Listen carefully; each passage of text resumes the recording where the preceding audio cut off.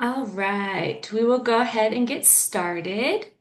So, thank you everyone for joining us for today's webinar titled Power Dynamics and Fire Response, a Geopolitical Perspective on the CZU Lightning Complex Fires with Clara Aubonnet. This webinar is being hosted by the California Fire Science Consortium. We host several webinars and events, including the California Fire Science Seminar Series, which will be kicking off at the beginning of next year. You can find out more information by checking out our website, cafirescience.org, or by signing up for our newsletter. And we will go ahead and drop both of those links into the chat now. This webinar is being recorded and it will be available on our YouTube channel. So we will also drop a link to that YouTube channel in the chat as well. Last little housekeeping item is we are going to have a Q&A session at the end of the presentation. So if you have any questions throughout the presentation, please type them into the Q&A chat feature, which is at the bottom of your screen. All right, with that, I will hand it off to Chris Dykes, who is the PI of our WUI subregion of the California Fire Science Consortium, who's going to provide some context for this webinar and introduce today's speaker. Hand it over to you, Chris. All right. Well, I am really, really excited that you decided to join us today. And it's ought to be a really interesting tale.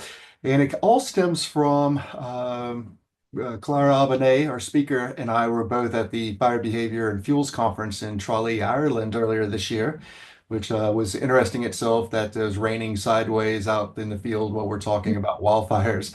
But I was walking around the poster session, and this really caught my eye because the CZU did some really, really negative ecological damage and burned down most of the dormitories and offices at Cal Poly's School Forest, which was the Swanton Pacific Ranch near Davenport. And so Clara at the time, she was wandered away. And so I kind of came back and I was reading her thing and I started kind of asking her questions about this. And her not knowing that I knew all the tales and what was going on. So I, she was she answered everything such a wonderful, had such a great perspective. I asked her, if she wanted to come on and help disseminate her work to our group that's here. And gratefully, she said yes. And I think it ought to be a very interesting thing that we're going to see because here we are. There's so many different perspectives about wildfires so many voices in California, but this is someone that it comes in from sort of an outside lens, and we're really delighted to hear this talk. So, Clara, if you would like to take it over, I'm very excited. Yay! Thank you. Thank you very much, Chris. Thank you, Autumn and Catania, and to the California Fire Science Consortium. And thank you all for being here for this webinar, whatever time of day it is in your region. So, as Chris said, we met last spring, and I was immediately excited by his idea of doing a webinar on the subject of the CZU and the research work I did in 2022. So we don't have a lot of time, but this topic would deserve days of discussion, given how important it is and how its impacts continue to affect families and forest areas today. So before getting to the heart of the matter, it's important for me to make it clear that this work is indeed a research project, part of a desire to gain a better understanding of wildfire issues, first in California, then in the Pacific Northwest, and then maybe later in Europe. So the subject also concerns human beings who have experienced and are still experiencing the impacts of the CZU. That's why respect and acknowledgement of people, their way of life, and the context in which they interact is essential. I also fully recognize the limits of this work, which are that it is not exhaustive on the CZU issues, and that I also have an analytical bias as a foreign researcher. So once again, my sincere thanks to all the people I met in Santa Cruz County and elsewhere who trusted me to share their own experience and answer my question. And I hope that this work will enable them to answer some of their own questions and share a piece of their story. So here is how the webinar is going to run. So I'm going to briefly explain the working method I'm using, set the context, and then present the results of my work, followed by a general conclusion. And like Catania said, we'll then have time for questions and personal comments if you want. So the research method applied in this work corresponds to the field of geopolitics, which is conceived as a multidisciplinary study of power rivalries over territory. So it looks at space and how it functions as a factor influencing politics. It also allows me to study how people with different strategies and representations enter into relationships of power or collaboration around the response of fire at different scales and times. So it's important to precise that it's a qualitative methodology, which means that it's based on interviews, fieldwork, and observation. I conducted 30 semi-structured interviews, meaning that questions were prepared in advance, but that there was flexibility in the way people could answer and also propose different questions. That was in the period from January 2022 to March 2022 while I was in Santa Cruz County. So these interviews involved academics, journalists, CAL FIRE members, volunteer firefighters, several inhabitants of different fire-affected areas, people from the USFS, NFPA, American Red Cross, FEMA, and the county government. So unfortunately, my request for interviews with representatives of insurance companies or PG&E, so Pacific Gas and Electric, and the forest industry went unanswered within the allotted time, which is another limit of this work. So all interview data are protected to ensure the anonymity of the individuals, and no conflict of interest were identified during the discussion prior to the interviews. So once again, thank you to all these people, some of whom may be now listeners or later, thanks to the recording. So let's now go to the core of the matter with some context. I'm not going to talk about the history of California, although it's very interesting and it has a very big importance on this subject, or about the state of California's forests, because there is a huge amount of work that talks about the negative impacts of human activity on forests and fire, including climate change, population growth in the wildland-urban interfaces and intermix, and forest management, and also how this is increasing the forest vulnerability to intense wildfires. But let's keep these elements in mind while focusing on the year 2020 and then more specifically on Santa Cruz County. So on August 15, 2020, with temperature soaring to about 40 degrees and no rain for several months, more than 15,000 lightning bolts struck central and northern California during a dry thunderstorm. So this sparked multiple wildfires that were fanned in all directions by hot winds, and the fires grew in size and merged into blazes in several of the state's counties, some of which lasted well into December. So in total, 1.7 million hectares. So for acres, I put you the calcul, you can do it.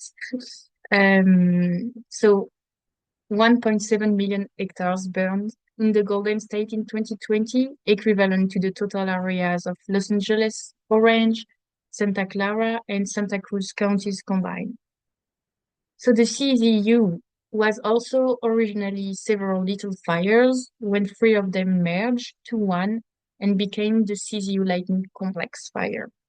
It burned from August 16 to September 23 in San Mateo and Santa Cruz counties, resulting in the death of one resident, the evacuation of 77,000 people, burning 35,000 hectares. So I think it's approximately 86,000 acres, and destroying 1,490 structures, including 911 homes.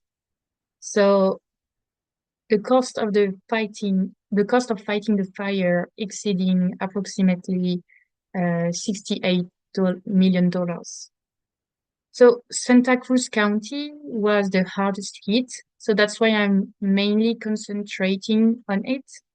The county is one of the smallest of the states, and its inhabitants, 51% of them live in the four cities that are Santa Cruz, Watsonville, Scotts Valley, and Capitola. The rest of the population, for you to imagine, and I'll show you a map just after, is scattered in small rural communities just such as Boulder Creek, Bonnie Doon, Davenport, and Felton, in the middle of the forest or close to the coast. So one of the county's special features is that 55% of its surface area is covered by forests. And the CZU burned the majority of this area, including 97% of Big Basin Redwoods Park, which is California's oldest state park. So the CZU Lightning Complex wildfire drastically affected Santa Cruz County, its impact lasting for days, weeks, and even years after the flames had disappeared. While the ecological consequences of the fire are enormous, so too are the social and financial costs to the society, which are also influenced by differing tensions and representations between those involved in firefighting, forest management, and land use planning. So from these perspectives, I asked myself how power rivalries complicated the response to the CZU in Santa Cruz County, California, and keep and continue to hinder the processes of rebuilding and resilience of the territory. So, the first result of this research is the observation that the legacies of the past, with regard to the decentralized American firefighting system and the structures and identity of the organization, still greatly influence fire response today, and above all, hinder its effective operation and make it more complex. There are federal, state, and local firefighting agencies. So like a Russian doll, each of these levels has different fire departments within it. The US territory is divided into different areas under the responsibility of different agencies. So federal responsibility area with like the United States Forest Service, state responsibility area in California, so it's CAL FIRE, and local responsibility area with municipal firefighters or sometimes volunteer firefighters. But each of these agencies or fire departments has developed and evolved differently over the course of history. They have distinct objectives, purposes, and firefighters don't follow the same training. For example, there is a difference between fighting a fire in a park, or urban center, or a rural community. And also, they don't have the same financial means. So the most telling example is the USFS, and it's the most telling example of the weight of the past in the decision-making process. So its first head, Gifford Pinchot, from 1905 to 1910, imposed fire as a new enemy with firefighters trained according to military tactics. In particular, he introduced the 10 a.m. policy, which consisted of mobilizing all available material and human resources to extinguish the fire by 10 a.m. the following morning. So one of the objectives was to remove fire from the ecosystems to guarantee timber harvest and meet the capitalist needs of the American society. So this total removal of fire from the forest landscape is one of the reasons for the intensification of fire today, but that's another subject that deserves a whole webinar too. So today this mentality has evolved, and fire is once again considered essential to the health of certain forests. But there are still conflicts of interests with the forestry lobbies in the decision-making process, as they receive a certain percentage of the timber trade. So the response to a fire is more direct and aggressive, and that in order to suppress it entirely and limit the damage for the resource concerning the USFS. Then, regarding CAL FIRE at the state level and also the more local fire departments, they have a different approach, which is to protect the population from all fires. But that actually wasn't always the case.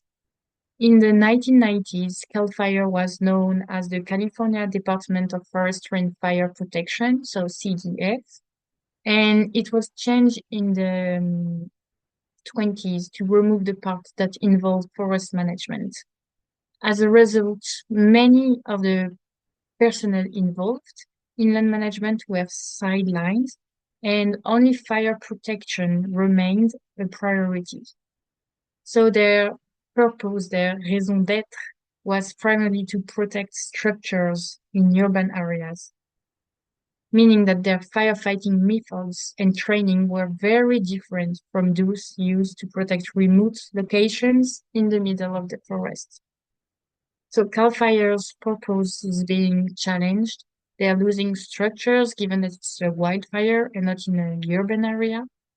And it's an upheaval that touches the very foundation of the firefighting profession.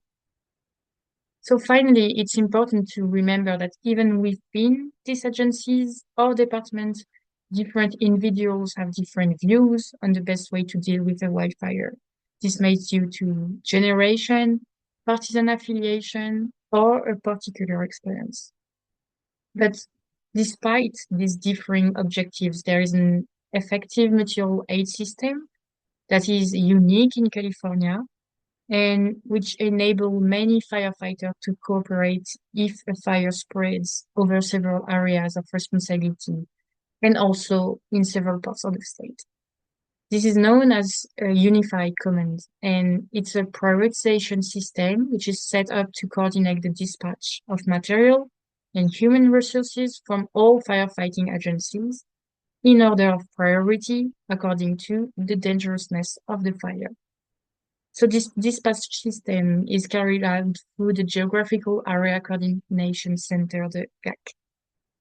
But the foundations of this cooperation are fragile in emergencies such as 2020 and therefore face their limits. So this brings us to a more concrete discussion of the CZU with these initial elements in mind.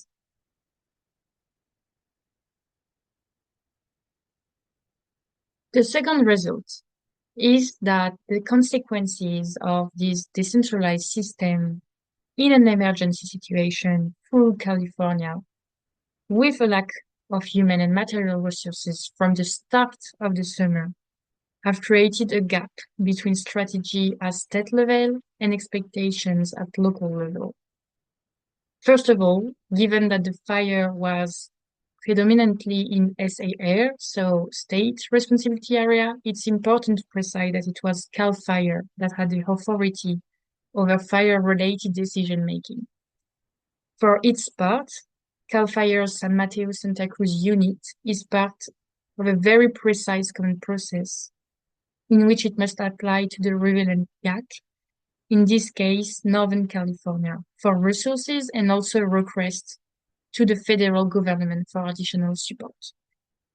But except that in August 2020, around 24, like you saw before on the map, other major fires were burning in California. So in a context of high demand and insufficient supply, the CZU wasn't immediately prioritized to receive the help. It took 4 days before FEMA considered the CZU important, as it had already caused damage and was threatening to cause more. So while waiting for this help, the unit had to prioritize certain areas, particularly around urban centers, according to the danger to people and structures, as well as the possibility of successfully controlling the fire by choosing where to send the unit's firefighters, but also volunteer firefighters from different departments. And even once the firefighters had arrived from outside the country, they had to choose how to dispatch them. So the important thing is that the system is vertical and designed to be as efficient as possible. It's a supply chain that goes down to all levels, starting with federal agency, and if they don't have enough resources available, the GAC will then ask state agencies, then county, city, district, and finally volunteer fire department to set up an incident management team, an IMT. So volunteers are at the end of this process and may sometimes be even left out due to the qualifications, training, or experience required to participate in a large incident. So they may be also mobilized away from their usual location to respond to the joint strategy, here coordinated by CAL FIRE, which acts from a different scale. So the fact is that the expectations of certain volunteer fire departments, particularly in the more isolated mountain communities, came into conflict with CAL FIRE strategies, creating considerable tension. Firstly, because of a lack of resources, isolated communities were not considered a priority. So volunteer firefighters from these communities had to be mobilized elsewhere or were asked to evacuate like the rest of the population and not intervene. The reasons for this non-intervention, well, it varied depending on who you ask. And above all, I think what's important is that reflected a significant lack of communication and trust on both sides. One of the claims made by certain volunteer fire departments was that firefighters from elsewhere didn't know the local area, whereas they did, and that their help, their maps, could have prevented the destruction of many structures if coordination had taken better account of local resources, who also were first on the scene. In fact, some did not follow evacuation orders to protect their neighborhood. CAL FIRE, for its part, claims to always accept help as long as it fits into the IMT firefighting command and coordination process. So usually, every firefighter coming from another region or state has to be accompanied by someone who knows the area. But due to the lack of physical and material resources, it was impossible to organize in this way. So in all cases, to conclude this second point, we can see different strategies for different levels of decision making, which confront each other and result in a great deal of anger and frustration because of the damage to lives caused by the fire, and which has made its control more complex, even less effective.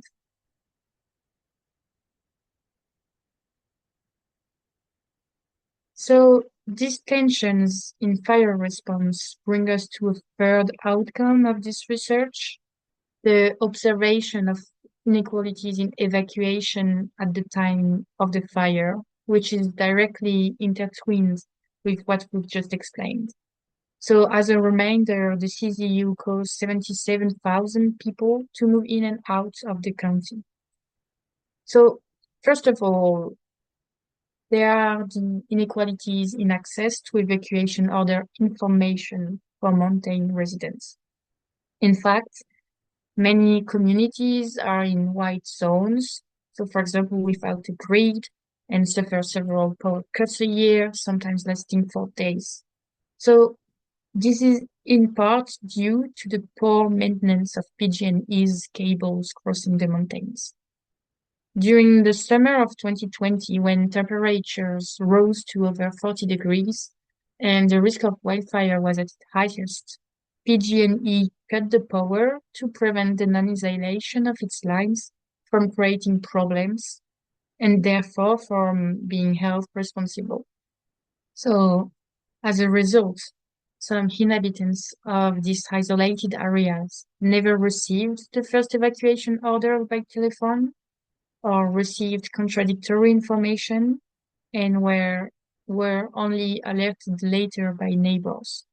So here again, we see a gap between the warnings given by the authorities on a wider scale and the communication within the community. So so far we haven't talked about the county's role as it had only a mediating weight in the fight against the fire, but like the fire departments and due to the decentralized process, Santa Cruz County was unprepared to deal with such a disaster and sorely lacked the public funding allocated to emergency management services. So budget cuts were made after COVID, and it was unfortunately these services that had to be left out. And as a result, the care of fire victims during and after the evacuation was also faced with problems of lack of resources and of trained personnel to coordinate an evacuation on such a scale.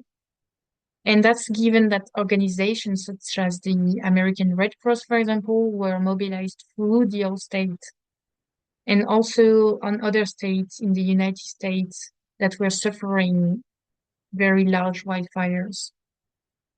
So, due to a lack of space and sanitary restrictions, a sorting process was imposed, which created inequalities in reception possibilities, particularly for people with smoke damage who no longer had access to, for example, the hotel shelter program.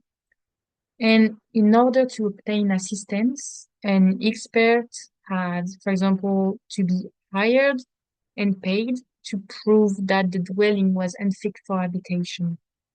As a result, some evacuees without these financial resources were forced to leave the shelters, even though they still needed help for months. So, with no shelter or hotel program available, many found themselves homeless, living in their caravans, moving from relative to relative, and calling on their assurance to help find them temporary accommodation, at least if they had one. So finally,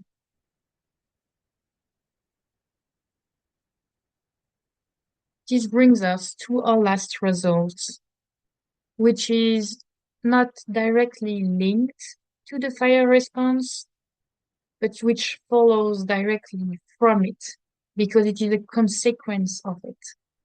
And that is the post-fire period for victims, and more particularly the complexity and struggle to rebuild homes, which results from inadequate bureaucracy, political inertia, and an all-powerful insurance market.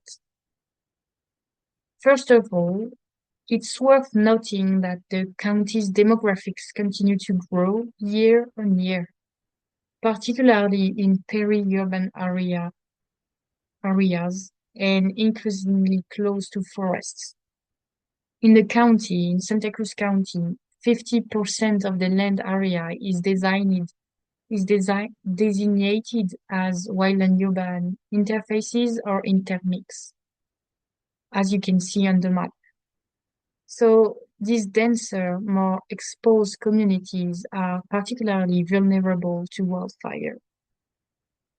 At the Santa Cruz County level, OR3, which is an office, was created after the fire and is in charge of supporting the logistics of rebuilding at the time, along with other independent organizations such as the Long-Term Recovery Group.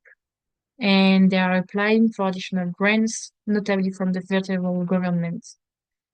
And also to make up for the shortcomings of the public bureaucracy, the county has hired a private company, which name is Four Leaf, to take care of families who can meet the costs of this private company. For fire victims who decide to stay and rebuild, the various steps involved in obtaining a permit are laborious, slow, and very, very costly. In fact, as the CZU was declared a state and then a federal disaster, insurance companies, again for those who have one, are obliged to cover the costs of forest fire damage for 3 years. But the biggest challenge for affected communities is the cost of reconstruction and the process of prior consultation to assess the land. Most of the time, these costs are much higher than insurance companies will pay. For example, there is the cost of cleaning up the land and removing fallen or cut logs by PG&E, or the fact that building codes no longer correspond to those of years ago in California. And that requires additional inspections for people or like a real geological risk acceptance entry on the property deed. So this can take years as insurance pushes to see proof of progress.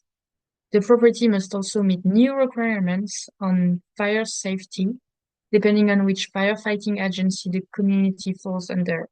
It can be a volunteer fire department, but also CAL FIRE. As of April 2024, so after 4 years already, 253 permits were issued and approved for construction. So I'm going to say a lot of numbers right now. So 253 permits were issued and approved for construction. 158 are currently in construction, and 95 homes are rebuilt and occupied. So it means that approximately 444 homes or residences have not been rebuilt. We can wonder where are the people and families who used to live in these houses. And it's actually hard to find a lot of precise information about that. So the structures destroyed by the CZU devastated entire communities and cost millions of dollars while having a significant impact on the county's social ties and ecological well-being. Although strong solidarity actions between the victims have manifested themselves and continue, it has upset the very demographics of the affected areas, with, for example, newcomers from the Silicon Valley or having second homes. So approximately 193 parcels have been transferred or sold since the fire as of April 2024. And I also wanted to precise that the fact that a majority still sees the problem as one of individual choice and responsibility for the risks people assume when they decide to settle in fire-prone areas weakens the emergence of interest groups that can join forces to implement different policies. Indeed, it is difficult for local governments, for example, to prohibit new development in fire-prone areas for economic and political reasons.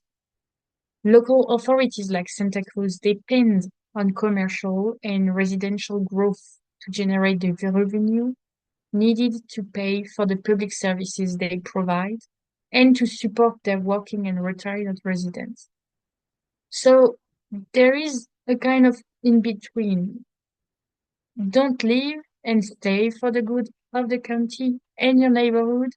But at the same time, if you want to rebuild, you're doing so in a high risk area. So it's your responsibility. And you're going to have to pay for that, face big difficulties, and even more so if you're not insured.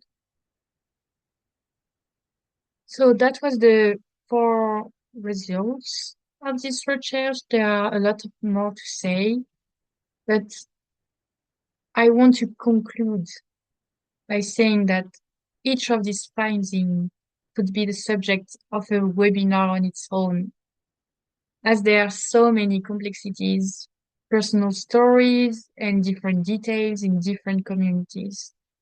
These issues can't be standardized on a large scale because it's the whole area which is affected in its very essence, with each forest area and each person affected differently. It's during disasters like this that the consequences of a decentralized capitalist system like there is in the USA, generating huge inequalities of wealth, is reflected in the way communities are prepared or not for crisis. It's difficult because there is the defense of people's right to create their own jurisdictions by living with people who share common socioeconomic, religious, or cultural values, but this creates kind of pockets of wealth and poverty. So I heard about several solutions when I did this work that have been put forward to stop this kind of domino effect. For example, making communities more fire resistant and adopting a more effective approach to land management to limit vulnerability to major fires, notably by extending the use of state mandated prescribed burns. Local expertise also needs to be better integrated to regain this lost trust, and also the benefits of indigenous knowledge that need to be recognized. In Santa Cruz County, it is possible to be recognized as a firewise community under a national program with around 27, I think. There were 27 registered in 2022, maybe more today. But there is always a problem of resources. So it's very much up to the residents to organize themselves to share best practices and in the event of an emergency, depending on the community. There is a real need to raise awareness of the territory's vulnerability to fire because adaptation and prevention are affected by the mentality of the inhabitants, but also the belief that people have the right to live where they want, whatever the risks and social costs. So political incentives tend to favor post-disaster relief over protective measures because public attention is lost after an emergency. So the window for action is so small. So what's needed, therefore, is a collective awareness in this case and not just a local one. Um, the director of the Climate and Energy Policy Program at Stanford University, Michael Wara, he proposes the creation of a new state agency to deal with these issues, a new accountable to the governor and legislature if it fails to meet its targets. It's a novel approach, but I'm concerned because it would still be creating yet another agency, further fracturing decision making from an institution detached from the territory. Also, one of the people I met suggested that the solution lies in giving residents the freedom to take care of themselves with a service specific to each community that can be self-managed, and that without the need for state standard. Other American states, I believe, operate like this, but the fact is there would be a risk also of creating a divide between vulnerable and not vulnerable communities to wildfires, which would also affect the wider collective efforts and prevention over wildfire. The fact is, there are homes in these at-risk areas, 40 to 50% of them in California. And it's neither possible nor beneficial, very important, to remove fires from the landscapes. So what can be possible is to prevent these homes, which are already there, from then burning down, and so avert disasters. And that would be the end of this presentation. I hope I didn't speak too quickly. I wanted to leave us enough time to speak all together. So we have 15 minutes. That was what planned. I'm happy. Um, Thank yeah, you. so Thank you so much, Clara. That was a really fascinating presentation. So thank you. we do have some time now for questions. So just as a reminder to folks, please type any questions you have into the Q&A chat at the bottom of your screen. But I'll get us started here. Our first question is, when you interviewed CAL FIRE, did they acknowledge the shortcomings of how the evacuation went? And if so, did they share how they plan to learn and grow from this so it doesn't happen again? Yeah, thank you for these questions.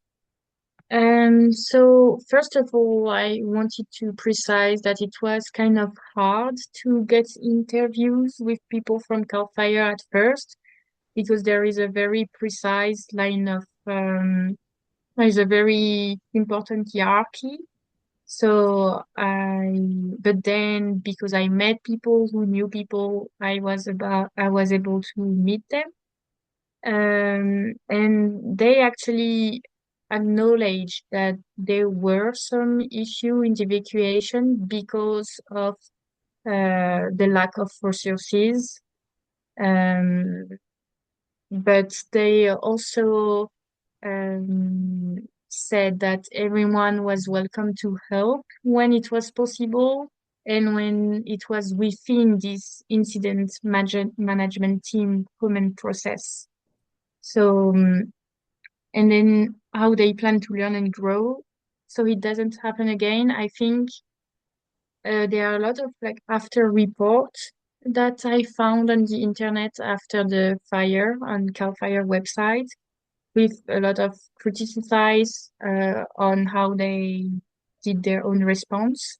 So it's quite positive to hear that they are self-questioning how they did in certain areas and how they did good in others.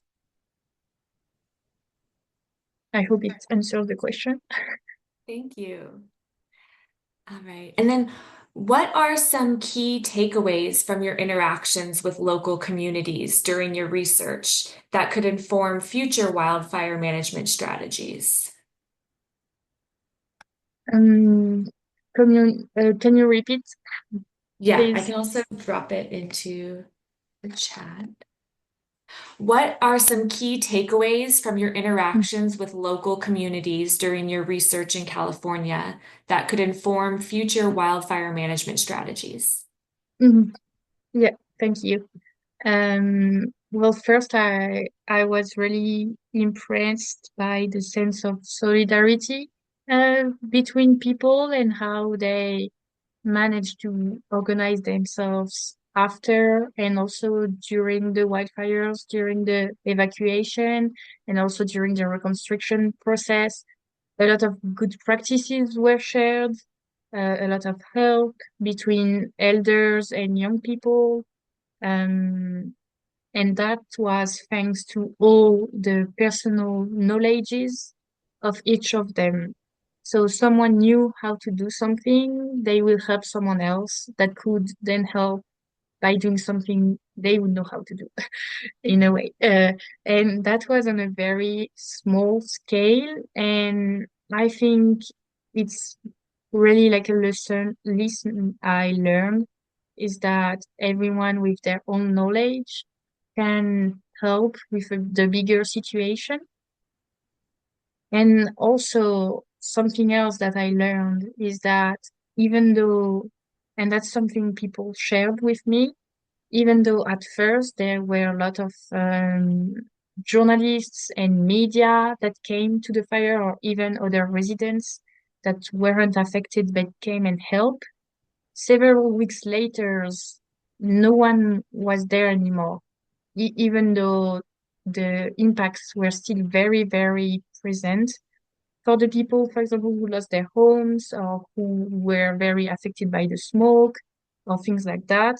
So then even within the communities, we could see this kind of gap, this window of policies we could make at this also little scale, that when the fire was over and the I would say like the medias were not here, it wasn't over, but in the mind of people that weren't concerned, it kind of was. So that's also why I wanted to participate in this webinar, to say that it still continues. And as I said, for the rebuild numbers, there are a lot of people that are still in all this reconstruction process.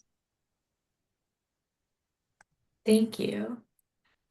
I guess talking about rebuilding, did you get a feel for whether or not folks that are rebuilding are choosing to implement more fire-safe building strategies or vegetation management strategies on their own properties? Yeah, a lot. And I also wanted to say that a lot of people that are living in these areas that are prone to wildfire know about wildfires. They know how to apprehend them, they know how to prevent them, but because of um, the high incomings of people from the Silicon Valley that have second homes. Then there are some houses in these communities that are not fireproof, fire-wise, and then it's gonna affect the whole community. Only if one house is not fire safe, then all the other houses around can be affected too if a fire uh, starts. And for those who weren't as aware as before. What I heard, but it's just 3 or 4 cases that now they are doing a lot of things within the communities to learn from each others and make their house more fireproof, and help people that don't have the knowledge to do that. But one of the problem is that sometimes it costs a lot. And as I said, there are some requirements that cost a lot. Uh, and so you can be asked to have these requirements in your garden or in your house that are gonna label you fireproof, for example, but that will cost a lot. So it's always a matter of money, unfortunately, also. So yeah, that's another part of the response. Yeah, that kind of goes along. We have a comment in the chat that they think the picture on the screen demonstrates very well why the fire was so devastating. It's steep country with heavy fuel loading, wooden shingle roofs, etc. So I assume you Mhm. took that when you were out doing some of your interviews. Yeah, it was near where I don't remember. I was driving on the road for the first time and then I stopped and took a picture. Yeah. Great. Well, I don't have any more questions in the chat. So last reminder to folks, if you have any questions for Clara, please drop those into the chat now. I also wanted to say thank you again, Clara. That was a really great presentation. And thank you, Chris, for coming up with this idea and having Clara, inviting Clara to come speak with us.